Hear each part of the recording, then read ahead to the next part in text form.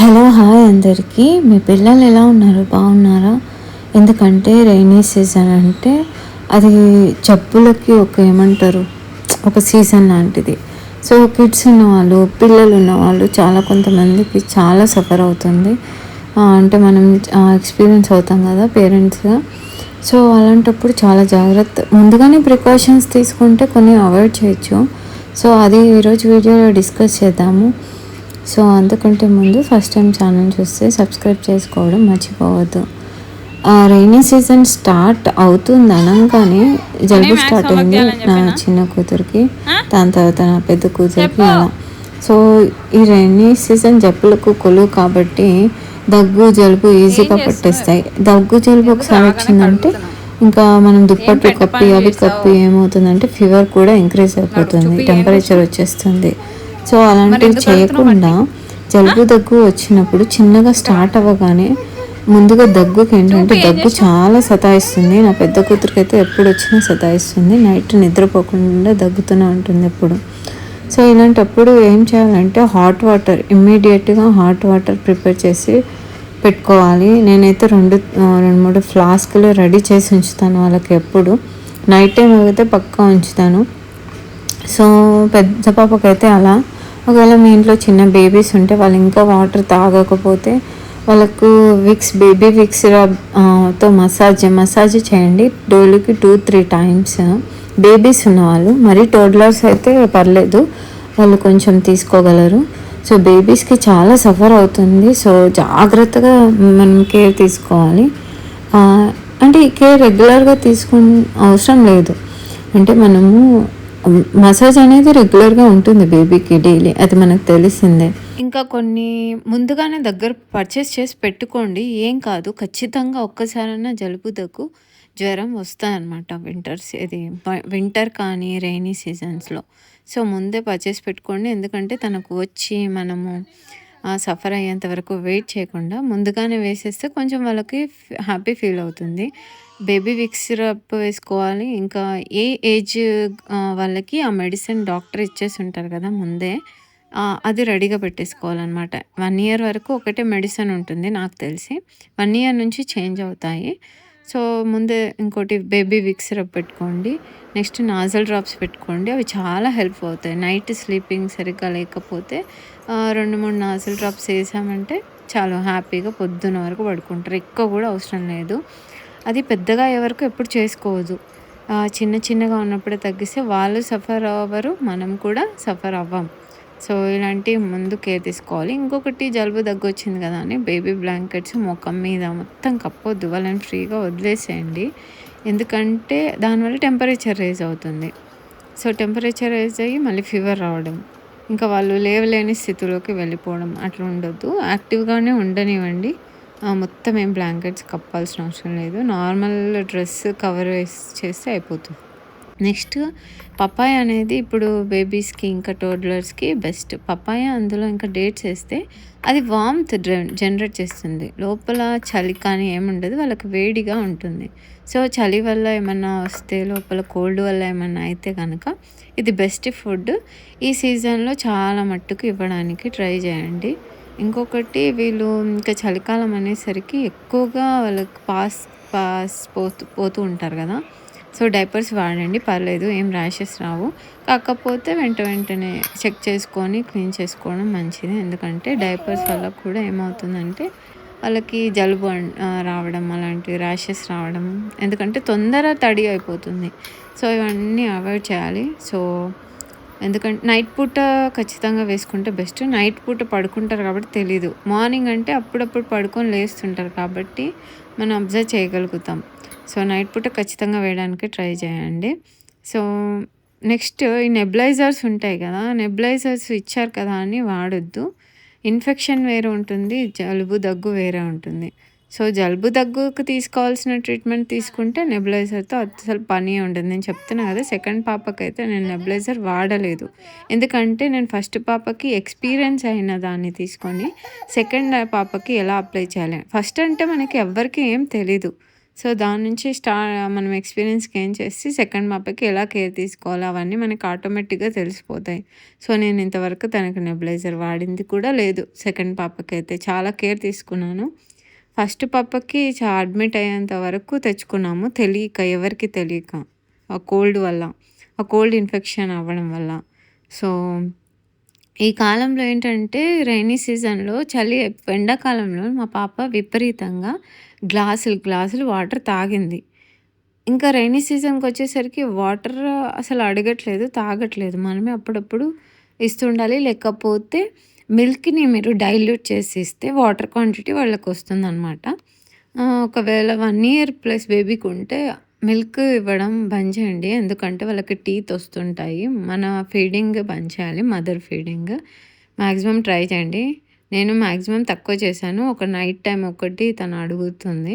So, ఇయ్యడానికి వద్దనడానికి try చేస్తున్నా. కానీ ఏడుస్తుంది. సమ్ టైమ్స్ నైట్ మనకు కొంచెం ఉంటుంది కదా! సో, అలాంటప్పుడు కానీ ఎలా అయితే తనకు బాగా బాటిల్ మిల్క్ అవాయిడ్ చేయడం గానీ, డిస్ట్రాక్ట్ చేయడం గానీ చేస్తే కొంచెం మదర్ ఫీడింగ్ నుంచి ఈజీగా డిస్ట్రాక్ట్ అయిపోతారనమాట.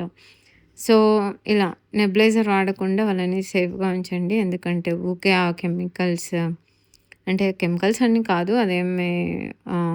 ఏం హార్మ్ చేయదు పిల్లలకి. కాకపోతే దూరంగా ఉంటే బెస్ట్ గదా! వాళ్ళకి సఫర్ బెస్ట్ అవ్వకుండా. థింగ్ ఏంటంటే నాజల్ ఆస్పిరేటర్. దీన్ని జలుబొచ్చినప్పుడు చిన్న పిల్లలకి నోస్ నుంచి బయటికి రానప్పుడు దీన్ని యూజ్ చేసి సక్ చేస్తే చాలు. మనకి చాలా రిలీఫ్ ఉంటుంది. పిల్లలకి కూడా ఎక్కువ ఇన్ఫెక్షన్స్ అవ్వకుండా కూడా ఉంటుంది దీనివల్ల.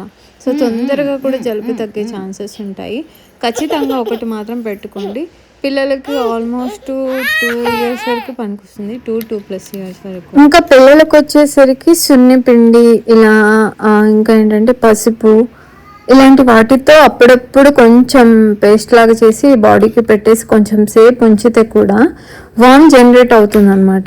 సో, మసాజెస్ ఇలాంటివి కొన్ని టిప్స్ ఫాలో అయ్యారనుకోండి వాళ్ళని సేఫ్గా ఉంచవచ్చు. ఈ పసుపు ఇలాంటివన్నీ యాంటీబయాటిక్ అంటారు కదా! సో, అలా హెల్ప్ఫుల్ అవుతుంది బాడీకి. సో, ఖచ్చితంగా ఇవన్నీ కొన్ని టిప్స్ ఫాలో అయ్యి వాళ్ళని హెల్తీగా ఉంచుతారని అనుకుంటున్నాను.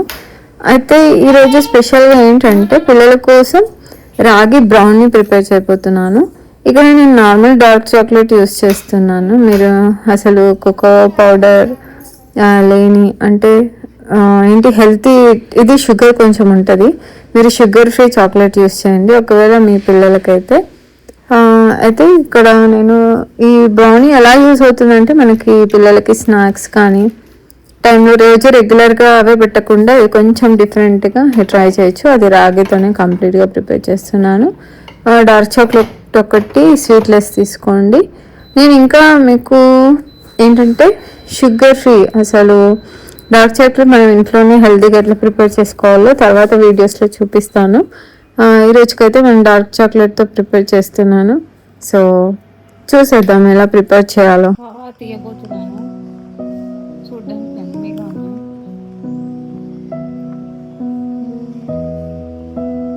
చాలా రాగితో ఎంత పర్ఫెక్ట్గా వస్తుందని అస్సలు అనుకోదు. చాలా బాగుంది.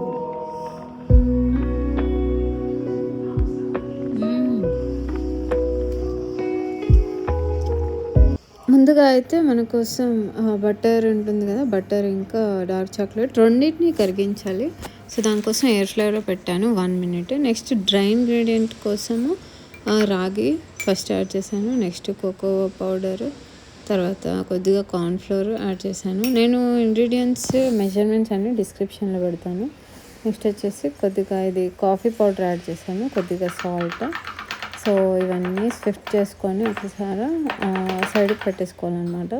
తర్వాత మనం పెట్టిన ఇంగ్రీడియంట్లు యాడ్ చేయొచ్చు కలుపుకొని. మొత్తం ఇలా నున్నగా అంటే ఏమి ఉండలేకుండా వేస్ట్ అవ్వకుండా మొత్తం ఇలా స్విఫ్ట్ చేసి పక్కన పెట్టుకోవాలి. బటర్ యాక్చువల్ కరిగించాను కదా, అది కరగలేదు. సో, మళ్ళీ 1 minute కోసం పెట్టాను ఎయిర్ ఫ్రైలో. అంతలోపు నా సామాన్లు ఉంటాయి కదా, అవి క్లీన్ చేశాను. ఎప్పటికప్పుడు క్లీన్ చేస్తే మనకు నీట్గా ఉంటుంది కదా, ఎటువంటి ఇబ్బంది ఉండదు. ఇప్పుడు బటర్ కరిగింది. ఇలా గ్లాసీ టెక్స్చర్ వచ్చేసింది మనకు. మంచిగా మిక్స్ చేసుకుంటే గ్లాస్ చూడండి ఇలా వస్తుంది అన్నమాట.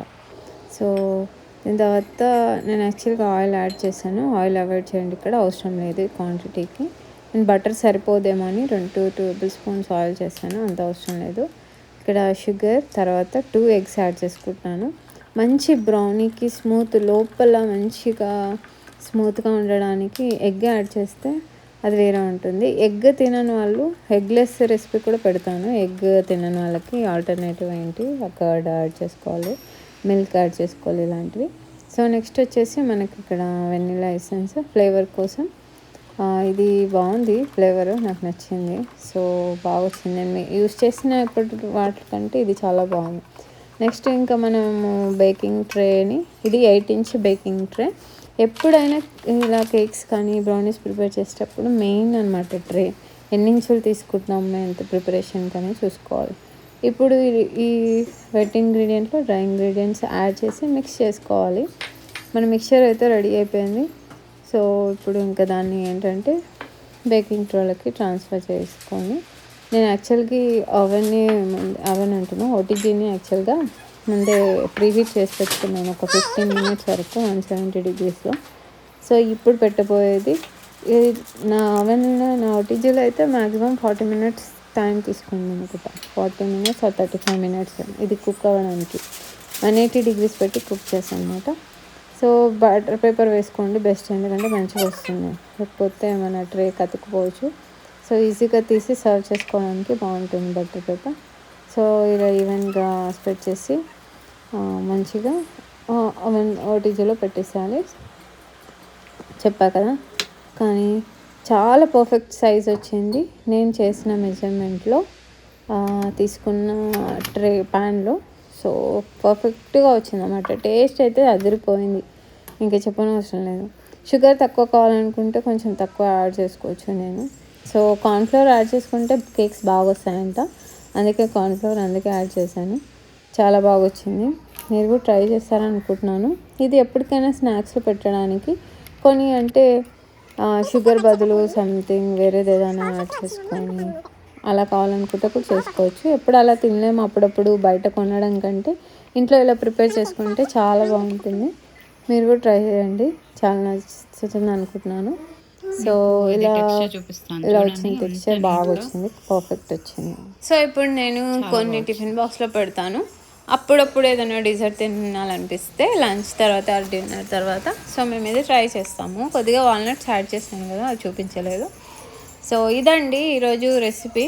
మీ పిల్లల కోసం, మీకోసం హెల్తీగా తినండి, ఎంజాయ్ చేయండి. నేను చెప్పిన కొన్ని టిప్స్ ఉన్నాయి కదా, వాటిని పాటిస్తూ పిల్లలకి జలుబు దగ్గు వచ్చినా కేర్ తీసుకోండి. వీడియోని ఎండ్ వరకు చూస్తే లైక్ చేయండి. Thank you for watching.